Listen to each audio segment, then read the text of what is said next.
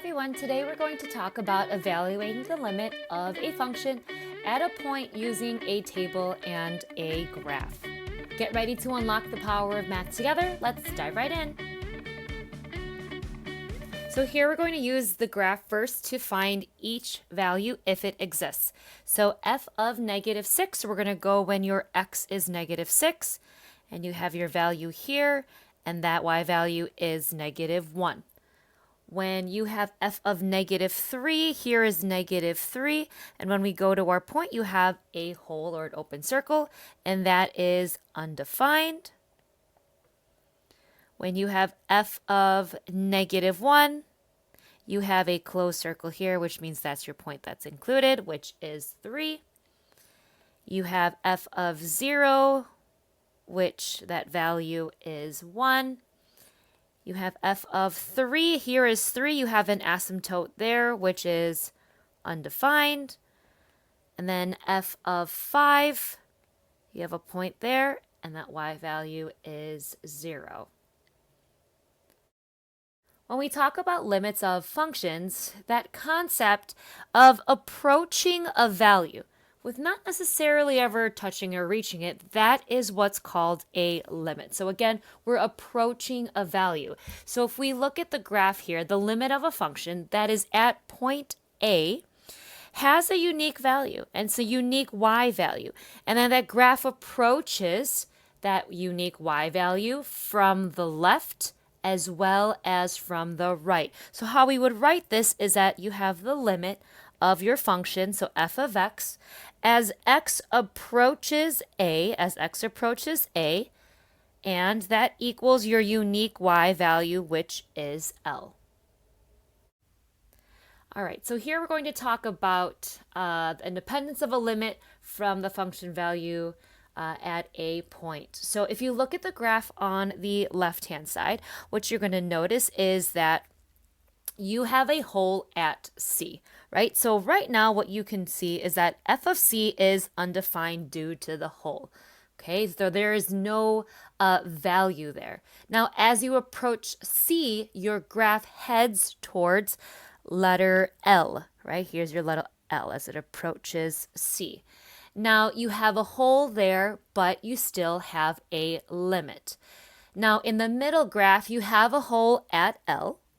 However, you have a dot at N, so g of C is N because you have a dot there. So your function is defined at N, but it jumps at that particular point. So the limit, again, as you're approaching C, will be your unique y value of L, but when you define your function, you're going to have that at N. Now with the graph on the right, your function is defined at L, and your limit is also at L.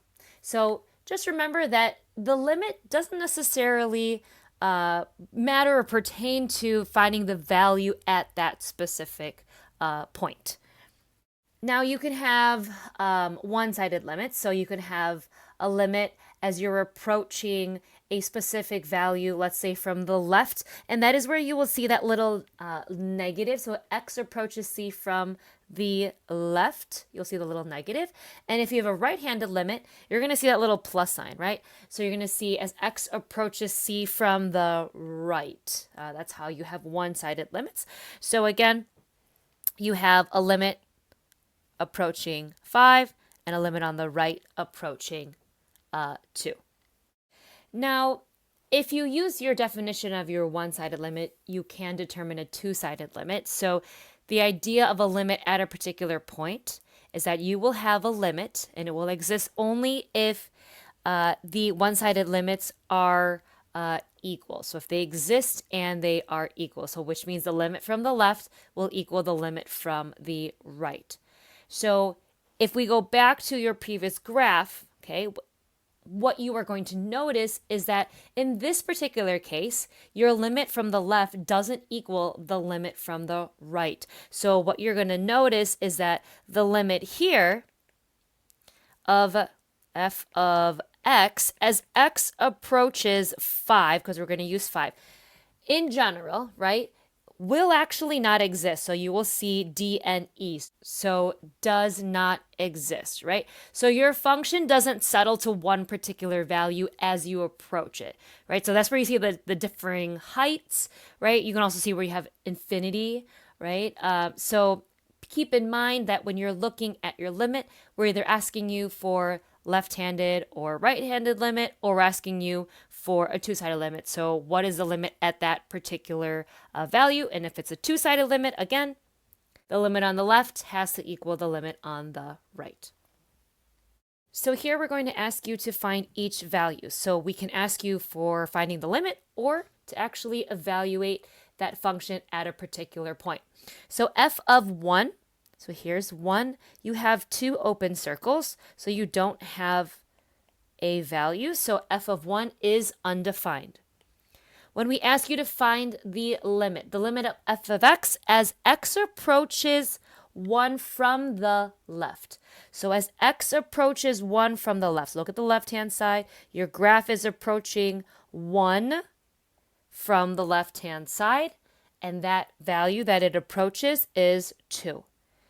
Now, the limit of f of x as x approaches 1 from the right, so the right-hand side, I'm approaching the value of 1, so that is going to be 3, right? So you're approaching 1, the x value of 1, and that y value is 3. Now, when you look at the limit as x approaches 1, we don't tell you left or right hand side. So we want to know overall what this limit is, right? Now, you notice you have differing heights. Your limit on the left doesn't equal the limit on your right. So the limit does not exist. Okay, here we're asking you to evaluate f of 4. So x value 4. You look at your included circle. So y value is about 2.5. Now we're asking you limit as x approaches 4 from the left. So 4 from the left-hand side, that y value is 1. The limit as x approaches 4 from the right. So here's 4 from the right, that y value is 1. So the limit of f of x as x approaches 4, right? X approaches 4 from both sides, both equal 1. So you have 1. Okay, here we're going to evaluate each limit. So number 9, we're going to look as x approaches -6 from the left. -6 from the left, that y value is -1. And number 10, as x approaches -6 from the right, y value is 4. So the limit as x approaches -6, overall, the limit does not exist, right? You have a jump, okay? You have two different values, right? The limit on the left does not equal the limit on the right. Okay, the limit as x approaches -1 from the left. -1 from the left. Okay, that y value is 2. The limit at x approaches -1 from the right. Okay, from the right, that is 2. So you have the limit as x approaches -1, left hand equals the right hand, limit is equal to 2. The limit as x approaches 1 from the left, x approaches 1 from the left, that is -1. The limit as x approaches 1 from the right, that also is -1. So the limit as x approaches 1, left hand equals the right hand, so we're good there. We have -1. All right, so the limit as x approaches -3. So does the left-hand side equal the right-hand side? Does the limit on the left equal the limit on the right? Y value is the same, which is -3. And the limit of f of x as x approaches 5, here is 5 right here. Now left hand, right hand, both get you to 0. Okay, here we're going to use the table to evaluate the limit if it exists. So the limit as x approaches -4 from the left, look at your f of x value. So you are getting closer to the number 8. The limit as x approaches 4 from the right. Okay, what are your values there? You get closer to 8. Left-hand side equals the right-hand side. So the limit is 8. And the next one approaches -3 from the left. -3 from the left. We are approaching 5. Limit as x approaches -3 from the right. We're getting closer and closer to -11. 5 does not get you -11, so the limit does not exist. All right, here we go. The limit as x approaches 0 from the left. So look at your numbers. You're getting closer and closer to 5. Approaches from the right. Look at your numbers again. Approaching 5. And so the limit as x approaches 0 is equal to 5. Thanks for learning with me today, unlocking the power of math one problem at a time. Don't forget to like and subscribe for notifications on Precalc videos.